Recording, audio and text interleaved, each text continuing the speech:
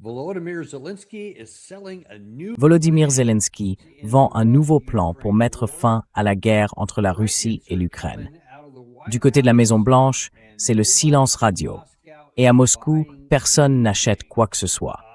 Ce n'est pas une bonne situation pour le camp ukrainien. Ce n'est pas une bonne situation pour le camp européen.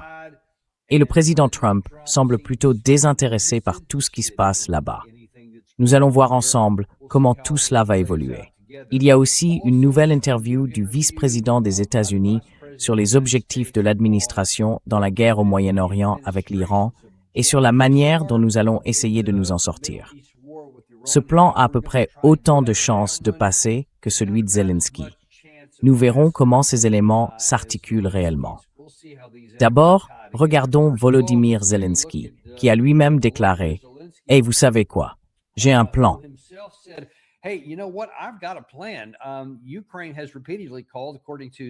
Selon les informations d'Al Jazeera, l'Ukraine a appelé à plusieurs reprises à un cessez-le-feu. Après des années de combat, la Russie affirme vouloir un règlement, mais toute solution doit impliquer que l'Ukraine cède intégralement les 4 régions que Moscou revendique, ainsi que la résolution des causes profondes du conflit. Si cela vous paraît un peu familier, c'est parce que vous avez suivi l'affaire. Cela date maintenant de plus de 2 ans. Ce sont les conditions que Vladimir Poutine avait posées en juin 2024. J'y reviens dans un instant. Mais au fond, c'est la position de la Russie. Et nous le disons depuis si longtemps, la Russie n'a absolument pas changé de position.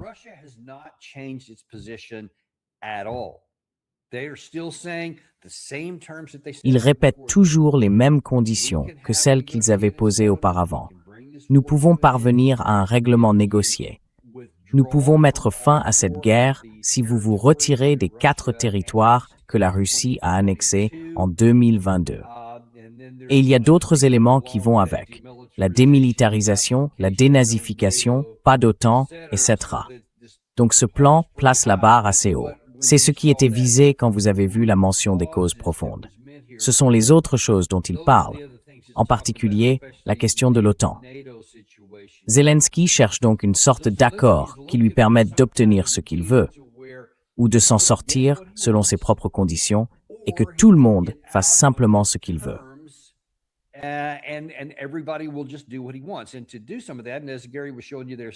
Et pour faire une partie de ça, comme Gary vous le montrait il y a une seconde, l'une des choses qu'il dit, c'est « Hey, il me faut un tas de missiles de défense aérienne.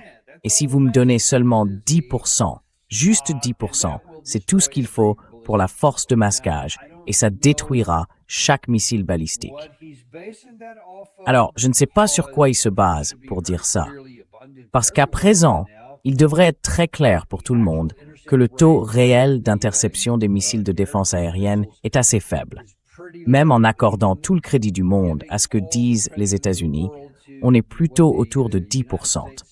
Ted Postol, dans notre émission, dit qu'à son avis, c'est plutôt de l'ordre de 2 ou 3%. Mais quel que soit le chiffre, c'est presque rien.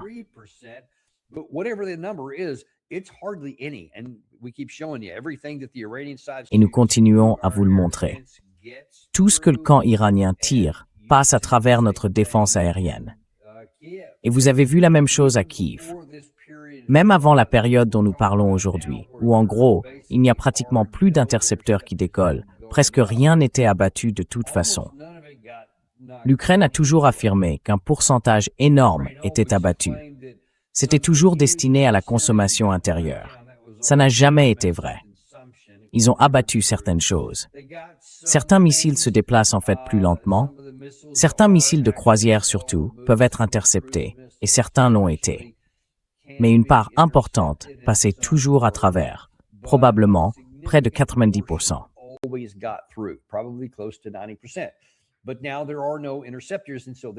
Mais maintenant, il n'y a plus d'intercepteurs, donc plus aucun pourcentage ne passe réellement. Pourtant, Volodymyr Zelensky continue de défendre une mauvaise position, en disant simplement « J'essaie d'en finir selon mes propres conditions ». Il ne veut pas revenir aux conditions énoncées par Poutine en juin 2024. Non, ce serait mauvais pour lui politiquement, s'il pouvait même y survivre physiquement, à cause de l'opposition intérieure.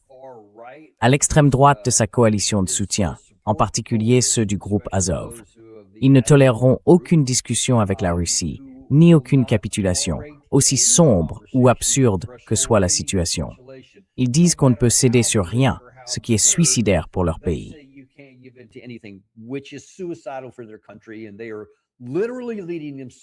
Et ils se mènent littéralement à leur destruction, parce que la guerre aurait pu être terminée depuis longtemps. Mais apparemment, Zelensky écoute toujours ces gens-là. Rappelez-vous, il y a seulement quelques mois, il a lancé ce qu'il a appelé une campagne de 40 jours pour forcer la Russie à prendre l'initiative à la Russie et à remettre les compteurs à zéro, afin de pouvoir décider lui-même. Et vous vous souvenez peut-être que cette campagne visait à influencer l'État agresseur, pour le contraindre à mettre fin à la guerre, contraindre la Russie à mettre fin à la guerre. Et au terme de ces 40 jours, nous en avons parlé. Littéralement, rien n'avait changé. Rien n'avait changé sur la ligne de front. La seule chose qui avait changé, c'est que la Russie avait intensifié ses frappes de missiles contre l'Ukraine.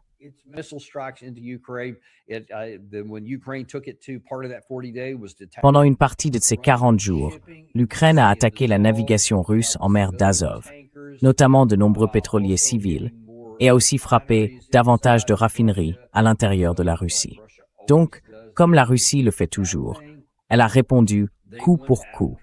Elle s'en est prise au port. Elle a intensifié les choses. Elle a répondu coup pour coup, mais au double. Au lieu de se limiter à la navigation ukrainienne, elle a visé les installations portuaires ukrainiennes. Et elle a de fait empêché le port d'Odessa de recevoir ou d'expédier quoi que ce soit. Le port de Mykolaïv est lui aussi fortement endommagé, ce qui crée des problèmes considérables. Aujourd'hui, l'Ukraine et certains Européens disent « Hey, vous savez quoi ?»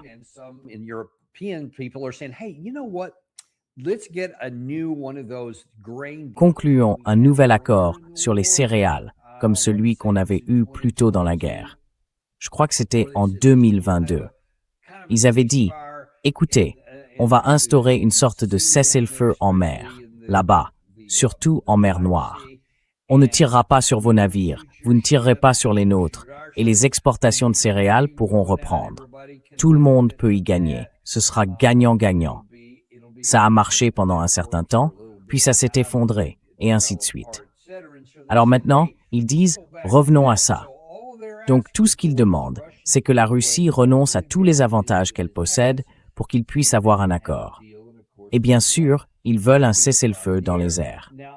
Or, après que tout cela n'a pas fonctionné, la Russie a pratiquement fermé le port d'Odessa, ce qui ajoute une pression économique supplémentaire du côté ukrainien.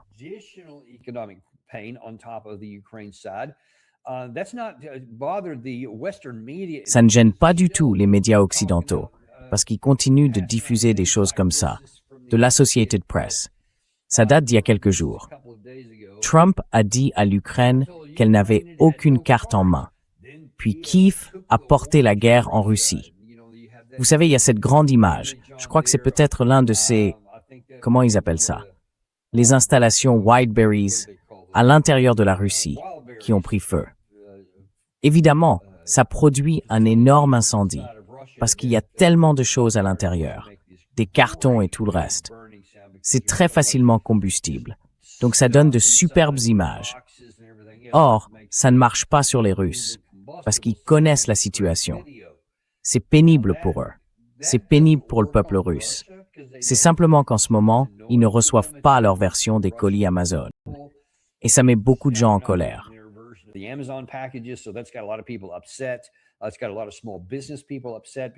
Cela a mis en colère beaucoup de petits entrepreneurs parce qu'une grande partie de leurs activités est partie en fumée pour tous ceux qui ont été touchés. Cela n'a rien à voir avec la guerre. Ça n'a rien à voir avec la capacité de la Russie à faire la guerre. Ça rend simplement bien auprès du public occidental et ça trompe les Américains et les Européens en leur faisant croire que cette campagne de 40 jours a fonctionné. Alors maintenant, ils disent peut-être que nous pouvons contraindre la Russie à accepter nos conditions. Et puis nous avons Volodymyr Zelensky, qui était, Nous allons y revenir dans une seconde. Sergei Lavrov a été interrogé sur Russia Today au sujet de certains de ces développements, notamment cette allégation ou cette affirmation selon laquelle Zelensky et les Européens veulent une forme de cessez-le-feu.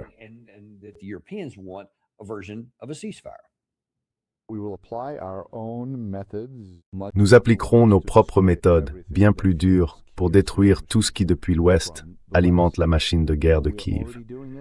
Mais nous le faisons déjà, et ils commencent déjà à se plaindre.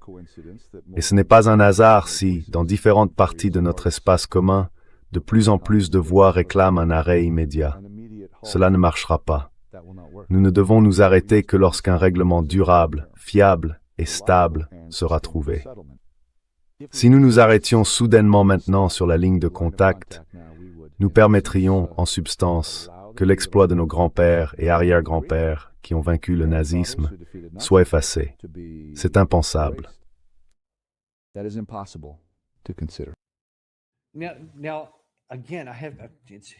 Encore une fois, c'est agaçant de devoir le répéter sans cesse. Si ça vous semble familier, c'est normal. Non, c'est pas un extrait que nous rediffusons de l'an dernier. Ça date d'aujourd'hui. Mais ces propos, eux, datent de l'an dernier. Vous vous souvenez? Quand le président Trump est arrivé, il y a eu beaucoup de battages autour de l'idée suivante. Et si on faisait simplement un cessez-le-feu? Faisons un cessez-le-feu, puis discutons. Comme ça, plus personne n'aura à mourir. Aucun Russe n'aura à mourir. Aucun Ukrainien non plus. Nous aurons un dialogue, puis nous arriverons à une sorte d'accord. Et les Russes ont répondu, « Oui, non, on ne va pas faire ça. » Pourquoi le ferions-nous? Pourquoi accepterions-nous un cessez-le-feu?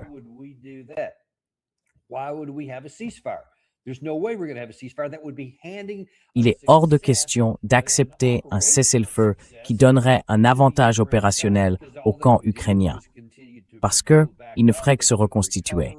Il se rétablirait, il récupérerait et il se préparerait pour la prochaine phase. Nous les avons mis sur la défensive. Nous sommes à l'offensive. Il est hors de question que nous fassions ça. Et donc, ils ne l'ont pas fait. Ils ne sont certainement jamais entrés dans un cessez-le-feu. Et à l'époque, ils ont aussi dit, tout comme ils répètent les conditions de juin 2024, en disant ce qu'ils sont prêts à faire aujourd'hui. La Russie disait déjà à l'époque, écoutez, si vous parvenez à un accord, si nous mettons fin à la guerre, alors très bien.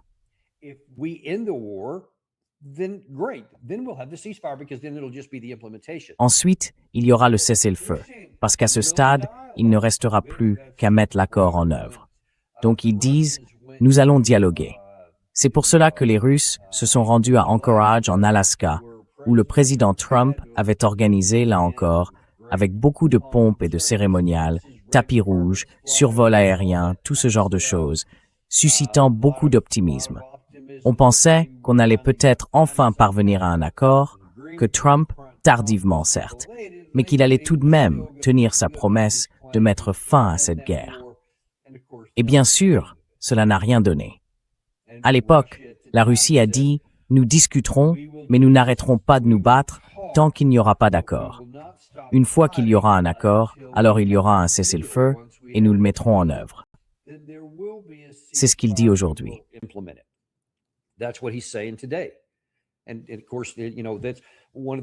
Et bien sûr, vous savez, c'est l'un des éléments qu'il ajoute à la fin que j'ai inclus dans ce point important. Parce qu'il faut vraiment comprendre la psychologie derrière tout ça, la culture derrière tout ça et l'histoire derrière tout ça. La Russie relie tous ces éléments, toute la lignée, leurs arrière-grands-pères, leurs grands-pères, la Grande Guerre patriotique, la défaite du nazisme venu de l'Ouest, l'invasion de leur pays venu de l'Ouest, l'attaque vers l'Ouest. Tout cela fait écho au siècle précédent, à Napoléon, qui avait tenté la même chose. La Russie a dit, nous nous souvenons de tout cela, et nous ne l'oublierons pas. Donc nous n'accepterons pas aujourd'hui un accord qui graverait dans le marbre. Nous n'accepterons pas de mettre fin à la guerre sur l'actuelle ligne de contact. Nous n'accepterons aucune forme de cessez-le-feu aérien.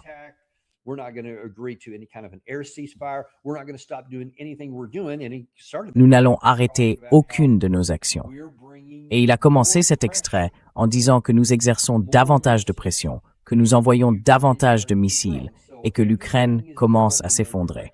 Donc, au niveau stratégique, tout va dans leur sens, et au niveau tactique, ils maintiennent la pression. Il n'y a donc aucune chance qu'ils fassent ça. Pourtant, on continue à entretenir ce fantasme, selon lequel peut-être ils le pourraient. Et Sergei Lavrov a aussi dit, écoutez, toute cette question de l'implication des États-Unis. D'ailleurs, ils ont dit, tant qu'on en parle, précisons aussi que non seulement nous allons nous en tenir aux conditions de juin 2024, celles que nous avons déjà énoncées, mais nous savons que vous, les Américains en particulier, aidez l'Ukraine à frapper plus profondément sur notre territoire.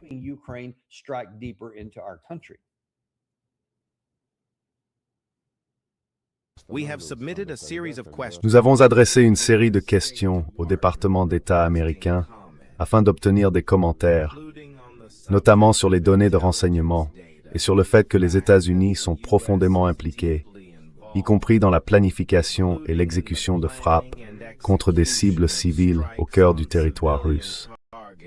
Nous attendons une réponse.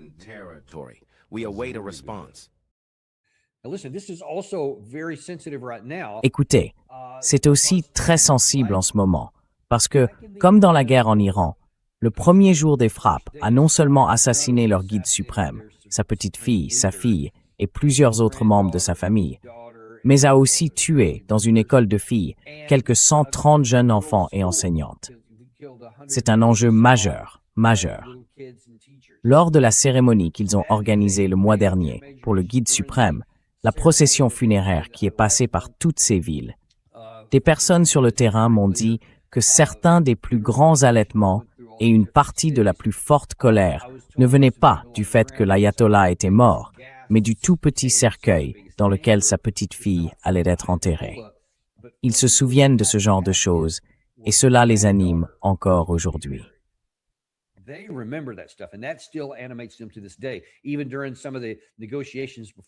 Même lors de certaines négociations avant le protocole d'accord, nous vous avons montré des images de la délégation iranienne avec des photos de ces enfants et de ces enseignants qu'ils gardaient sur eux, dans leurs chaussures, leurs sacs à dos, etc. C'était un sujet très présent, très réel pour eux.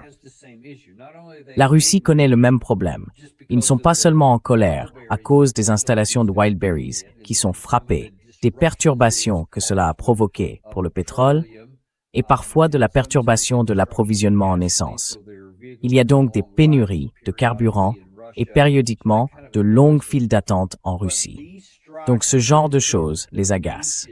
Mais ces frappes qui ont récemment touché les plages ici et tué des enfants, la frappe qui a tué certains étudiants à Starville il y a environ 1 mois et demi, ce sont des choses très très présentes, en plus de l'histoire dont parlait Sergei Lavrov.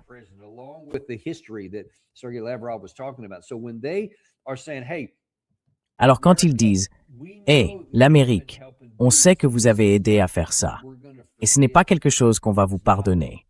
Ce n'est certainement pas quelque chose qu'on va oublier. Et on n'acceptera pas un accord négocié qui, d'une manière ou d'une autre, aide votre autre camp. Surtout quand ils ont pratiquement épuisé leurs missiles intercepteurs antiaériens, alors que nous accélérons en même temps notre propre production de ces mêmes missiles. Donc, quoi qu'il se passe sur la ligne de front, la situation est sur le point de s'aggraver, et elle s'aggrave déjà, mais elle va devenir encore pire sur le plan opérationnel et stratégique. Parce que la Russie a désormais pratiquement les mains libres pour attaquer tout ce qu'elle veut dans le pays. Volodymyr Zelensky ne l'a pas ignoré. Il est maintenant passé sur les ondes publiques pour en gros supplier qu'on lui fournisse davantage de missiles.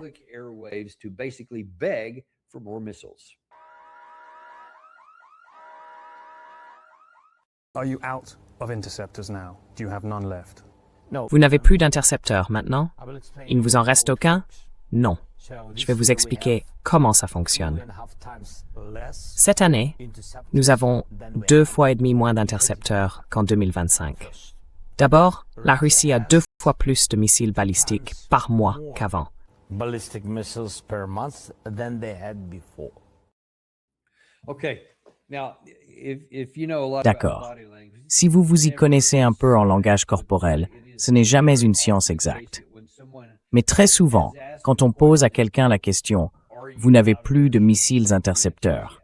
La réponse est oui. Évidemment que la réponse est oui. Mais vous ne voulez pas répondre à ça. Vous ne voulez pas le dire à voix haute. Alors vous vous arrêtez, vous hésitez, vous levez les yeux. Bon, disons-le comme ça. Cela sollicite involontairement une autre partie du cerveau, votre zone créative, celle où en gros, vous allez inventer quelque chose et mentir. Et dans sa tentative de ne pas répondre à cette question, il révèle en fait quelque chose de pire que de dire oui. Il dit, eh bien, nous avons 2,5 fois moins de missiles intercepteurs aériens. C'est probablement inexistant, mais bon, c'est le chiffre qu'il a trouvé.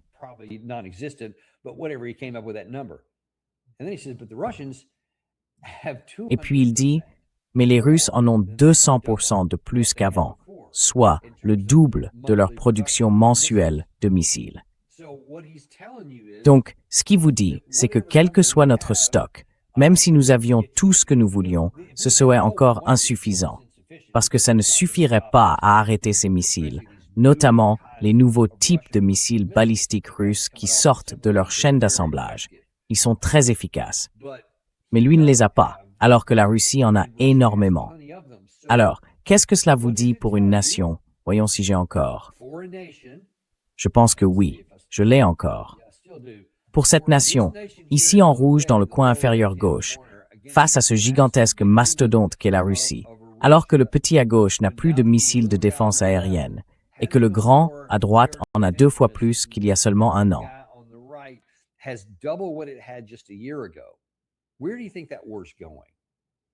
À votre avis, où va cette guerre? Quoi qu'il se passe sur la ligne de front, aussi lentement que ça avance, quelles que soient les pertes du côté russe, où pensez-vous que cette guerre va mener? Bon, si quelqu'un avait la moindre morale. Enfin, oublions ça. On ne va même pas imaginer que l'Occident ou les États-Unis aient une morale, parce que manifestement, cette clique au sommet de l'élite en est totalement dépourvue. Mais au moins, s'ils avaient du bon sens. Au moins, s'ils étaient assez intelligents, loin des caméras, sans journalistes, pour pouvoir se dire en privé dans leur couloir obscur, vous voyez dans leurs repères, « Bon les gars, il faut qu'on trouve une solution parce que… »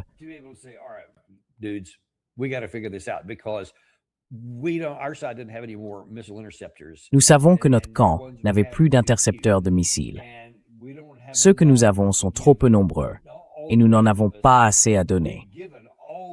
Tous les autres, nous avons donné tout ce que nous allions donner. Et nous n'allons pas nous rendre littéralement sans défense face à quelque type d'attaque russe que ce soit. Il faut bien comprendre ça. Maintenant, rappelez-vous-en, à cause de l'extrait sonore que je vais diffuser dans une minute. Rappelez-vous ce fait. Les pays européens ont donné tous les excédents qu'ils avaient, il y a longtemps, et ils n'ont plus que le strict minimum, tout comme nous. À cause de la guerre contre l'Iran et du fait que nous avions déjà donné beaucoup de matériel à l'Ukraine au départ, mais que nous en avons maintenant beaucoup utilisé. En gros, nos placards sont vides.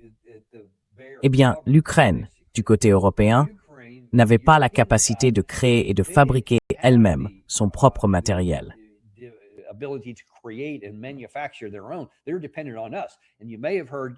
Ils dépendaient de nous. Et vous avez peut-être entendu, je crois que c'était il y a une semaine, des responsables américains admettre que, soit dit en passant, nous avons repris des commandes que d'autres avaient déjà payées et que nous avons récupéré ces missiles pour pouvoir les utiliser ici. Donc rien n'a été remplacé. Gardez bien ça à l'esprit. Rien n'a été remplacé. Eux aussi ont donc des stocks très réduits. Mais ces gens-là doivent se dire, ce n'est pas tenable. Si le petit pays n'a pas de défense aérienne et que le grand pays se renforce, et ce n'est pas statique, il continue d'accroître sa capacité à fabriquer tous ces missiles offensifs et qu'il peut désormais les faire pleuvoir sans qu'il y ait de défense contre eux, alors il faut faire quelque chose de différent.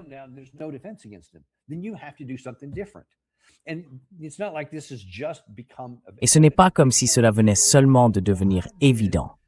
Ils le savent depuis un moment. Alors pourquoi se sont-ils lancés là-dedans? Ou ont-ils donné leur feu vert à Zelensky pour se lancer dans ce plan de 40 jours visant à mettre la Russie à genoux, alors que cela n'allait évidemment jamais arriver?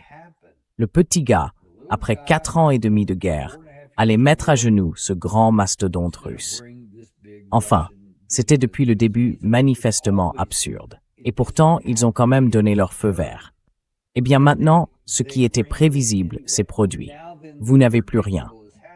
Et cela laisse Zelensky, dans cette même interview sur CNN, à supplier pour en avoir davantage.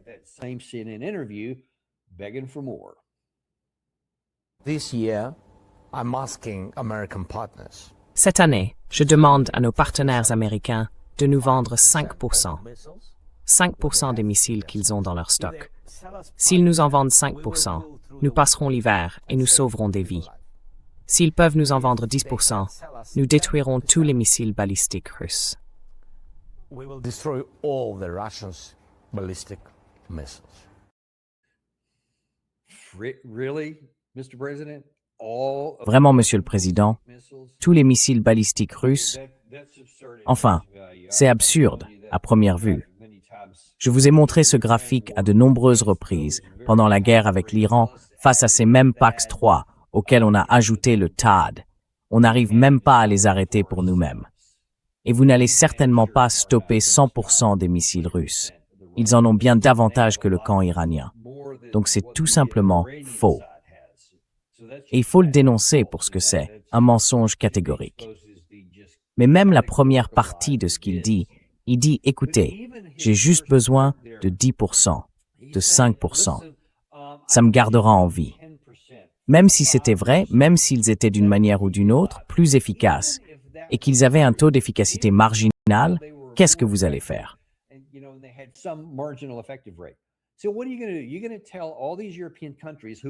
Vous allez dire à tous ces pays européens qui sont, encore une fois, exsangues, donnez-moi 5% de ce que vous avez, tous ensemble, et ça me permettra de tenir jusqu'à l'hiver. Et après, qu'est-ce que vous allez faire quand l'hiver sera terminé? Ou s'ils vous donnaient 10%, cela voudrait dire que davantage de mes compatriotes resteraient en vie. Très bien. Mais ils viennent alors de réduire leur stock de 5 ou 10%, alors qu'ils n'en avaient déjà pas assez. Et ils savent très bien à quel point le taux d'interception réel est faible. Ils savent donc qu'ils ont besoin de chaque missile intercepteur dont ils disposent, ne serait-ce que pour limiter au maximum toute frappe potentielle venant de Russie si la guerre s'étendait au-delà des frontières. Or, les dirigeants européens répètent chaque jour à leur population que c'est une possibilité bien réelle.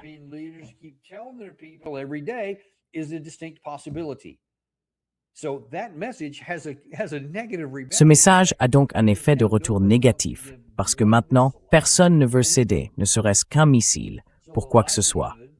Il est donc probable que Zelensky n'en aura aucun. Et ce que nous avons vu lors de ces deux frappes, plus tôt cette semaine, où aucun missile n'a été intercepté, a toutes les chances de se poursuivre pendant un certain temps. Les Russes sont donc probablement en train de se préparer à leur prochaine grande offensive. Et écoutez, ces frappes qui se sont multipliées ces derniers temps ont causé de lourds dégâts, non seulement dans le port d'Odessa et à Mykolaïv, mais aussi à Zaporizhia, plus au nord à Kherson, dans la région de Kharkiv, dans l'oblast de Sumy, dans celui de Tchernihiv et bien sûr toujours à Kiev même.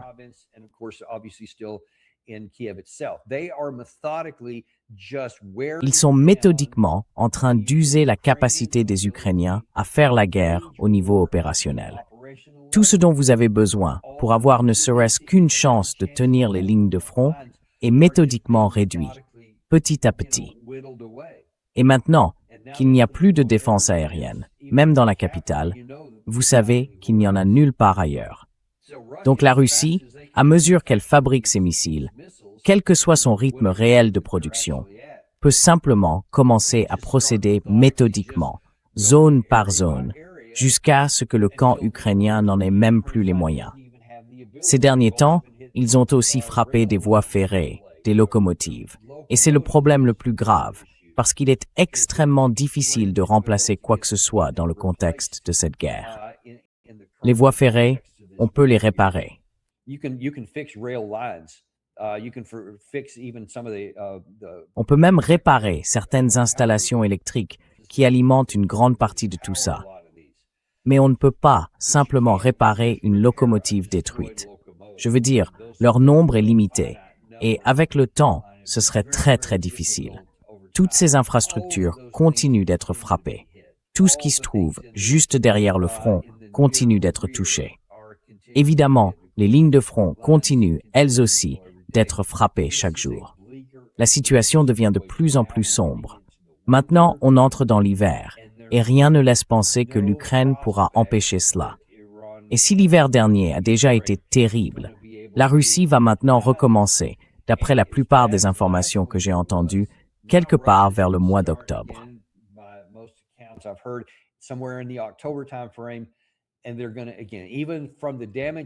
Et ils vont recommencer. Même à partir des sites endommagés, dont certains avaient été réparés depuis l'an dernier, ils vont les frapper de nouveau. Et cette fois, il n'y a presque rien, voire rien du tout, pour les réparer. Sauf que maintenant, il n'y a même plus de missiles de défense aérienne, même en quantité limitée.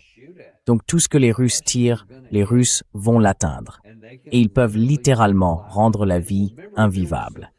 Rappelez-vous, l'hiver dernier, il y a eu des périodes où le maire de Kiev, Klitschko, disait « Eh, vous devez quitter la capitale. Allez à la campagne, où vous pourrez chercher du bois et faire du feu pour vous réchauffer, parce qu'ici, nous ne pouvons pas vous garder au chaud. »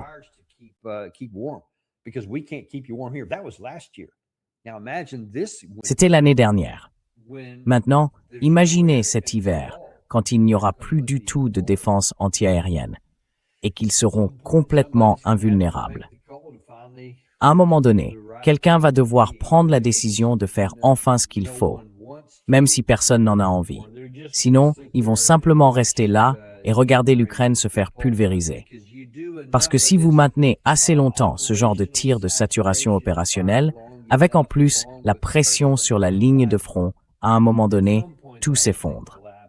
Je vous ai montré il y a quelques jours que la Russie compte quelque chose comme 25 millions d'hommes supplémentaires en âge de combattre dans sa population, dont elle peut tirer 25 millions de plus.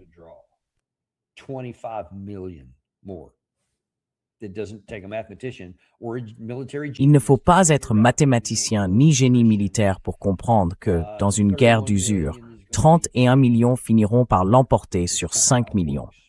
C'est simplement comme ça que ça marche, et on le voit se dérouler en temps réel. La dernière chose dont je veux vous parler, c'est l'autre guerre qui se déroule ici. Le vice-président Vance est intervenu dans l'émission de Will Kane sur Fox News, et celui-ci lui a posé des questions difficiles. Encore une fois, bravo à Fox, parce qu'ils ont posé des questions difficiles. Je vous ai montré que Brett Baer en avait posé plus tôt dans la journée. Et maintenant, le vice-président Vance se retrouve lui aussi face à des questions difficiles. La première, c'est, bon, concernant ce détroit d'Ormuz, quelle est la situation actuelle là-bas?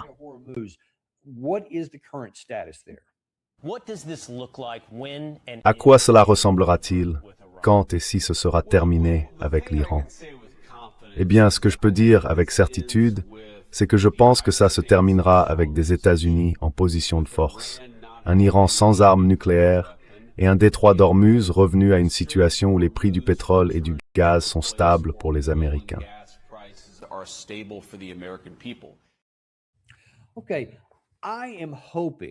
D'accord. J'espère que ce qu'on entend ici, c'est le vice-président Vance qui commence à préparer le terrain pour un plan de retrait. Je vous le dis depuis des mois. C'est la meilleure chose à faire. Il suffit de revendiquer la victoire et de partir, de retirer nos forces et de dire qu'on les a tellement durement frappés qu'ils ne pourront pas se reconstruire avant des décennies. Ça prendra une éternité. Et s'ils refont quoi que ce soit avec des armes nucléaires, on reviendra, blablabla. Dites ce que vous voulez. Mais les points sur lesquels il s'est concentré, c'est qu'il a dit que les objectifs principaux étaient, premièrement, de maintenir le détroit d'Ormuz ouvert afin que le trafic puisse entrer et sortir, de toute provenance, iranienne comme arabe. On a besoin de tout cela.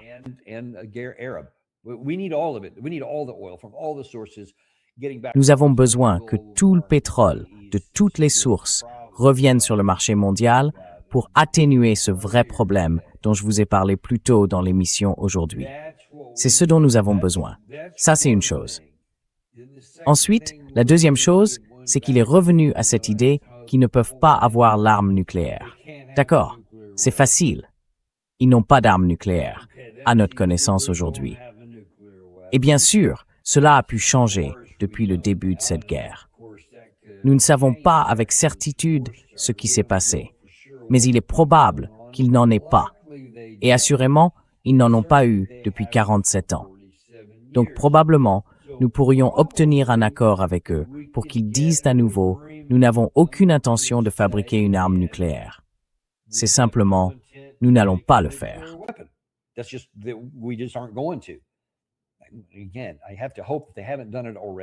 Encore une fois, j'espère qu'ils ne l'ont pas déjà fait. Mais il est probable qu'ils seraient prêts à le faire, parce que ça ne leur coûte rien. S'ils obtiennent les conditions qu'ils exigent concernant le détroit d'Ormuz, ils ouvriront tout ça. Si nous nous retirons simplement, nous n'avons pas à nous demander s'ils acceptent quoi que ce soit ou non, parce que nous n'allons ni leur offrir quoi que ce soit, ni leur retirer quoi que ce soit. Nous nous retirons tout simplement. Nous levons notre blocus. Nous cessons de bloquer tout ce qui passe par là. Et à ce moment-là, l'Iran a toutes les raisons du monde d'ouvrir sa partie. C'est ce qu'il souhaite. Soyons clairs là-dessus. Ce n'est pas comme si les États-Unis levaient ce blocus, que l'Iran pouvait alors exporter tout son pétrole, mais continuait quand même à bloquer les autres.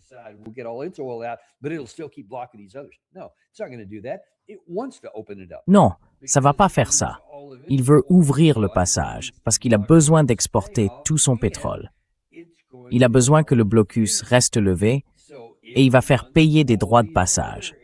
Donc il veut que tous ces autres régimes arabes se manifestent et exportent aussi leur pétrole parce qu'ils vont gagner de l'argent sur chaque navire qui sortira. C'est comme ça que nous sommes. C'est la situation dans laquelle nous nous trouvons à cause de la guerre que nous n'aurions jamais dû commencer, mais que nous avons commencé. Et c'est une porte de sortie. Si nous faisons ça, alors nous pouvons éviter de nous enfoncer davantage. Il a poursuivi en développant un peu plus ce point dans l'extrait qui suit. Il y a toutefois une légère différence, plus nuancée. Là encore, il revient à deux objectifs.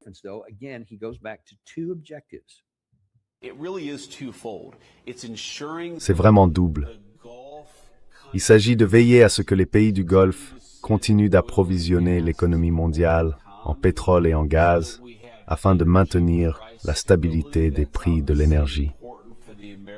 C'est évidemment important pour les Américains.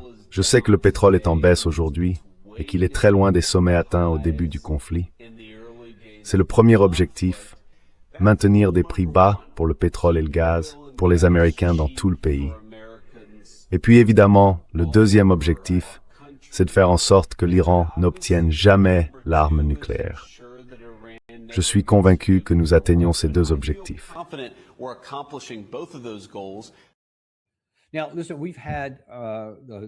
Écoutez, nous avons reçu récemment dans l'émission le sondeur Rich Baris. Je lui ai posé une question précise sur quelque chose dont il avait parlé lors de la conférence du Mid-776 Law Center, à laquelle nous avions tous les deux assisté avec Robert Florence, début août. Et il a dit, écoutez, la base MAGA de Trump adorerait ce plan. Elle se moque totalement de contrôler le détroit d'Ormuz. Elle se moque de tout ça.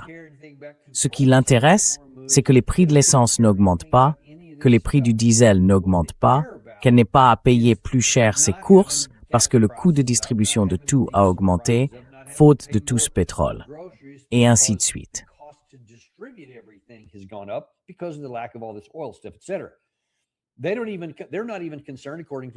D'après les sondages, ça les préoccupe même pas s'ils changent complètement de position et dit « Oh non, au début de la guerre, vous disiez que les gardiens de la révolution devaient se rendre ou faire face à une mort certaine et que tout serait détruit. Et maintenant, il va dire « Oui, on ne va rien faire de ce genre. » Apparemment, ça leur poserait aucun problème. Donc politiquement, c'est une stratégie gagnante. J'espère vraiment que c'est exactement ce que le vice-président Vance est en train de mettre en place. Si c'est bien le cas. Parce qu'il ne peut certainement pas aller sur Fox News et faire ses déclarations de son propre chef. Espérons que cela a été approuvé par le service de communication de la Maison-Blanche et donc coordonné avec le président pour dire « oui, allons dans cette direction ».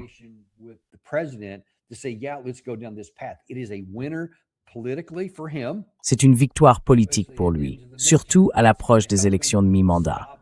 Mais ça va l'aider à limiter les dégâts. Rich Paris nous a aussi montré qu'il perd beaucoup de soutien dans presque toutes les catégories d'électeurs MAGA. C'est un moyen important d'endiguer cette perte et de commencer à réparer certaines choses. Ils y sont favorables et c'est la voie qu'ils peuvent emprunter. Espérons que c'est bien ce qu'il fait.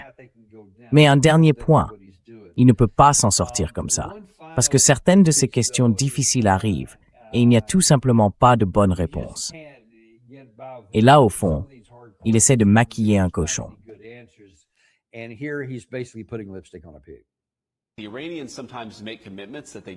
Les Iraniens prennent parfois des engagements qu'ils ne respectent pas.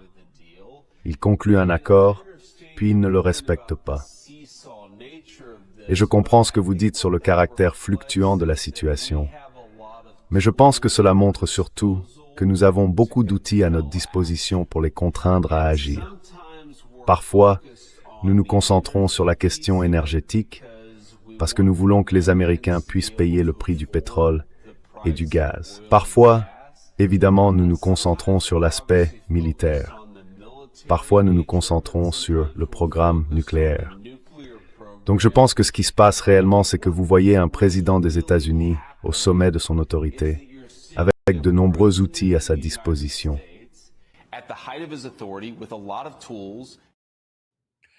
Et nous n'avons pas beaucoup d'outils. Vous savez, il essaie de faire croire que tout ça, c'est notre plan. Genre, regardez, on maîtrise la situation. On a des outils économiques. On a des outils militaires. On a des outils pour les outils. On a tout ce qu'il faut. Et parfois, on utilise davantage les uns que les autres. C'est pour ça que vous avez vu Scott Bessent, dans notre émission précédente, parler de ce qu'il fait. Vous avez entendu le secrétaire Wright s'exprimer. Enfin, il fait vraiment défiler tout le monde pour essayer d'améliorer l'image, de donner une impression de grandeur.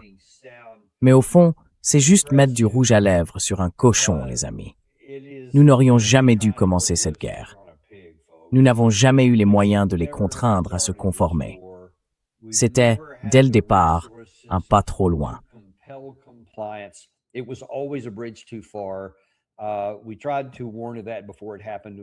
Nous avons essayé de prévenir cela avant que ça n'arrive.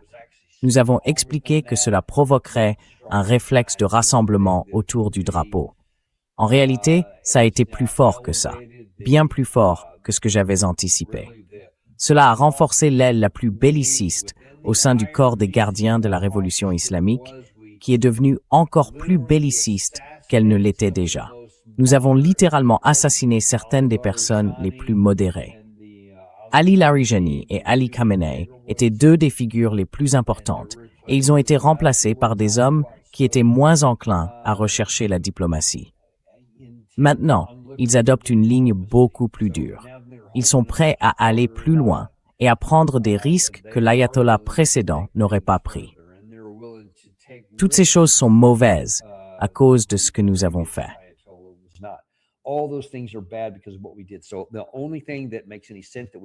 Donc, la seule chose qui ait vraiment un sens, sur laquelle nous ayons le moindre contrôle, ce sont nos actions. Et on peut simplement faire comme si on avait gagné. Je suis tout à fait pour mettre du rouge à lèvres à ce cochon, parce que c'est la chose la moins offensive que nous puissions faire pour limiter les dégâts pour notre propre pays. On verra comment ça va marcher. Nous allons certainement y prêter beaucoup d'attention. Je considère cette interview comme quelque chose d'optimiste et j'espère que ça se passera ainsi. Avant de vous laisser partir, Gary vient de me faire signe. Nous avons un commentaire supplémentaire du président Trump sur le sujet dont nous avons parlé plus tôt dans notre précédente émission à propos de l'USS Abraham Lincoln et de tous les problèmes à son bord. Je vais donc découvrir cette information en même temps que vous. Lancez la vidéo, Gary. I'm going to be seeing this news just like you did. Roll the tape, Gary.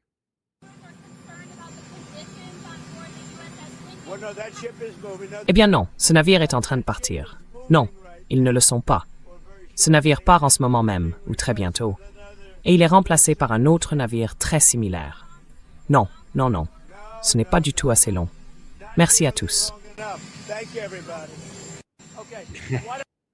No, not nearly long enough. Says Pas du Steve. tout Yeah, assez well, longtemps, dit-il. Oui, je sais, ça irait plutôt à l'encontre du plan de retrait qu'on s'apprête à lancer. Non, non, pas du tout assez longtemps. Mais encore une fois, ces temps-ci, le président Trump est incapable de dire la vérité sur presque rien. Alors je ne vois pas pourquoi il la dirait là-dessus. Mais vous voyez qu'on lui pose cette question. On la lui a posée. Peut-être que l'un des enjeux, c'est qu'il va finir par se lasser d'avoir à répondre à ce genre de questions et qu'il donnera le feu vert au vice-président Vance. Et plusieurs sources au sein de l'administration nous ont dit que le vice-président Vance accomplit un travail héroïque depuis le début. D'abord, pour empêcher que la guerre ne commence, puis pour essayer de la sortir de l'ordre du jour depuis lors.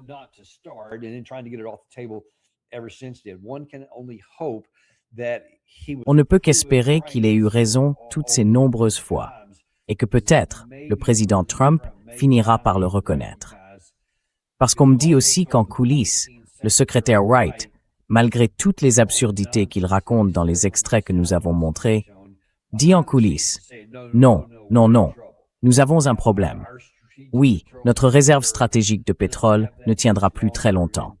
Et plus nous y puisons, plus le risque augmente que les cavernes elles-mêmes s'effondrent et ne puissent plus être utilisées. Ou alors, plus on descend, plus elle est remplie de boue et d'autres contaminants, et il devient alors plus difficile de la retraiter, et ainsi de suite. Donc il faut régler ça maintenant.